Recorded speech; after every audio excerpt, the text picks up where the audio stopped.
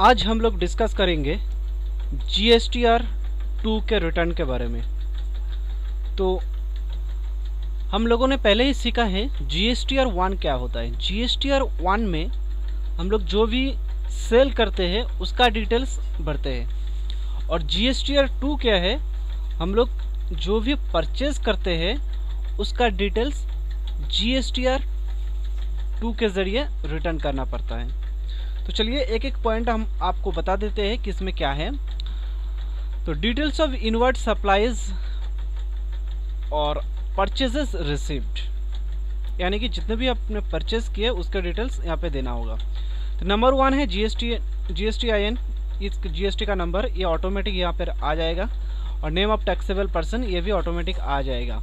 Period, किस month का आपने ये रिटर्न लगा रहे हैं उसका मंथ दीजिए, ईयर दीजिए।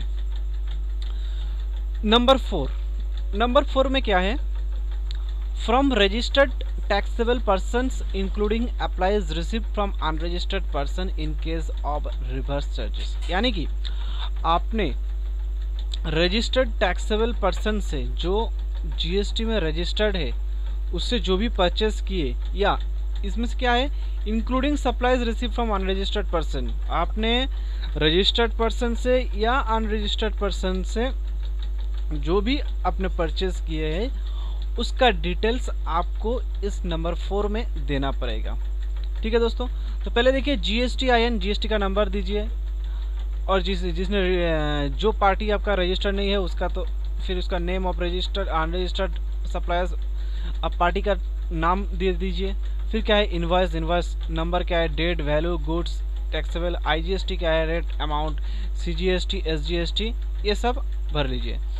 ठीक है, यहाँ पे आपको एक चीज़ बताना चाहूँगा, ये है total tax available as ITC, और यहाँ है ITC अवेलेबल दिस मंथ। ये ITC होता क्या है, ITC means input tax credit, यानी कि कई बार होता क्या है, आपने जिस मंथ में थोड़ा ज़्यादा परचेज किए हैं, तो ज़्यादा परचेज किए हैं तो आपने तो टैक्स दे कर रखे हैं, लेकिन उस हिसाब से आपका सेल नहीं हुआ है, तो क्या होगा, आपने ज़्यादा दे रखी है तो आपका टैक्स इनपुट क्रेडिट में रहेगा।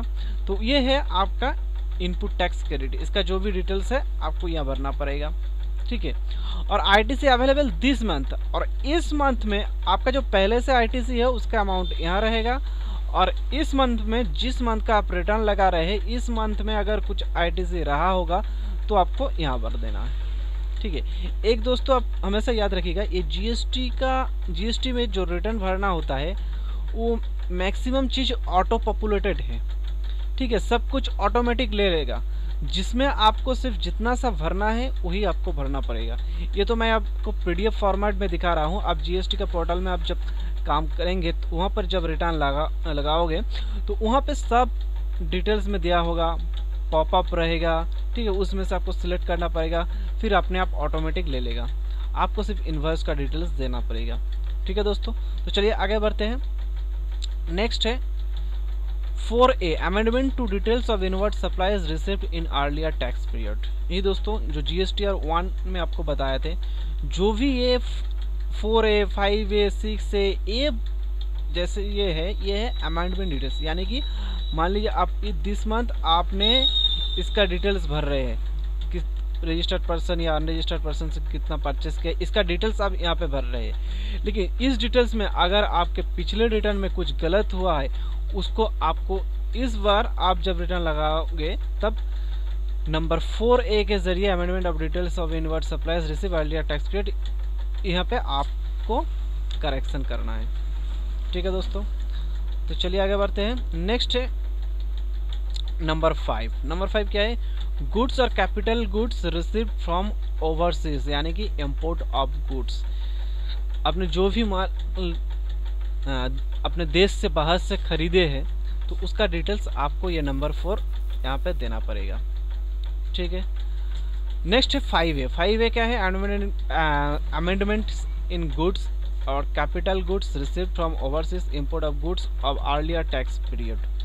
तो आपके पिछले रिटर्न में जो भी ये इंपोर्ट गुड्स का डिटेल्स में कुछ अगर गलत हुआ है उसका अगर कुछ करेक्शन करना है तो आपके इस रिटर्न पे नंबर 5A के ज़रिए आपको वो करेक्शन करना पड़ेगा।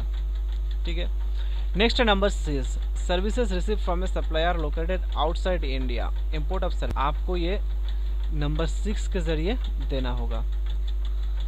नेक्स्ट है number 6A, amendment in services received from supplier located outside India, import of service of earlier tax periods, यानी कि आप पिछले रिटर्न में अगर किसी बाहर से सर्विस लेने के समय यहाँ पे आप इस पे अगर कुछ गलती हुआ तो उसका अगर आपको करेक्शन करना है तो आपको ये 6A के ज़रिए आपको करना पड़ेगा।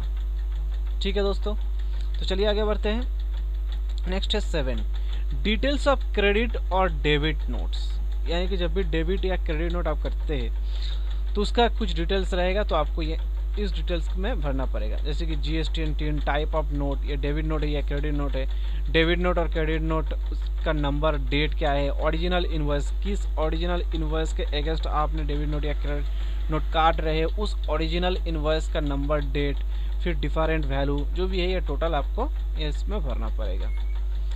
चलिए आगे बढ़ते हैं। नेक्स्ट है amendment of details of credit और debit notes of earlier tax period, अगर आपने पिछले रिटर्न में डेबिट नोट या क्रेडिट नोट में अगर कुछ गलती की है उसका करेक्शन आपको ये 7A के ज़रिए करना पड़ेगा।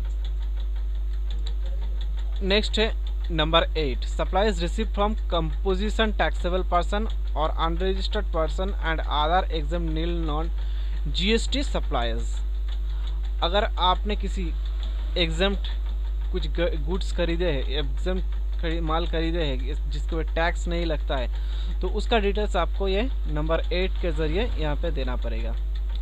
नंबर 9 में क्या है, ISD credit receive, input service distributor credit receive, अगर आपने ISD क्रेडिट रिसीव ले रहा है तो आपका ये डिटेल्स नंबर 9 में आपको भरना पड़ेगा। नेक्स्ट है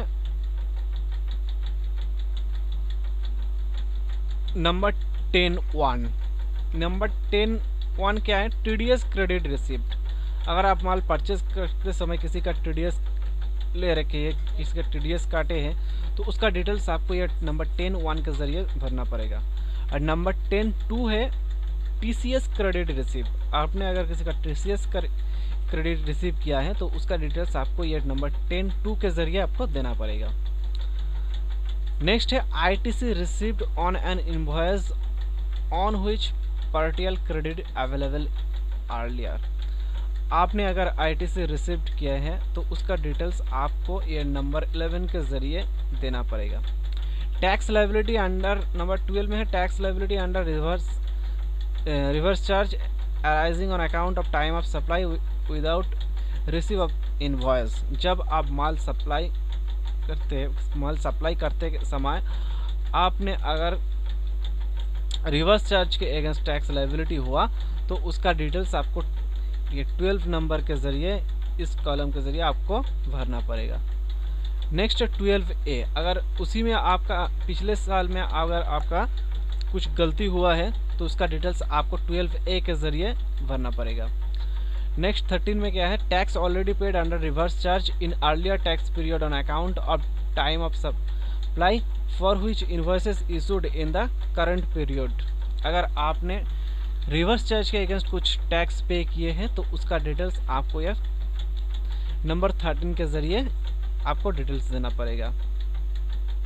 नेक्स्ट है ITC रिवर्सल, अगर आपका ITC इनपुट टैक्स क्रेडिट अगर नहीं मिला है तो उसका अगर आप फिर से कुछ डिटेल्स भरना चाहते हैं तो रिवर्स करना चाहते हो तो उसका डिटेल्स आपको यहाँ पे देना पड़ेगा नंबर 14 के ज़रिए। 14A क्या है, अमेंडमेंट टू ITC रिवर्सल, अगर आपने पिछले रिटर्न में ITC रिवर्सल में कुछ गलत किया है तो उसका करेक्शन आपको इस रिटर्न में नंबर 14A के ज़रिए आपको इस डिटेल्स को भरना पड़ेगा। तो उम्मीद करता हूँ दोस्तों ये वीडियो आपको यूज़फुल लगा होगा। अगर आपने इस वीडियो से कुछ सीख पाए तो इस वीडियो को ज़रूर शेयर कीजिएगा। अगर आपका कुछ क्वेश्चन रहे तो आपने नीचे कमेंट बॉक्स में लिखना मत भूलिएगा। ठीक है दोस्तों, तो चलिए आज का वीडियो यहीं तक। Keep smiling, keep learning and keep growing.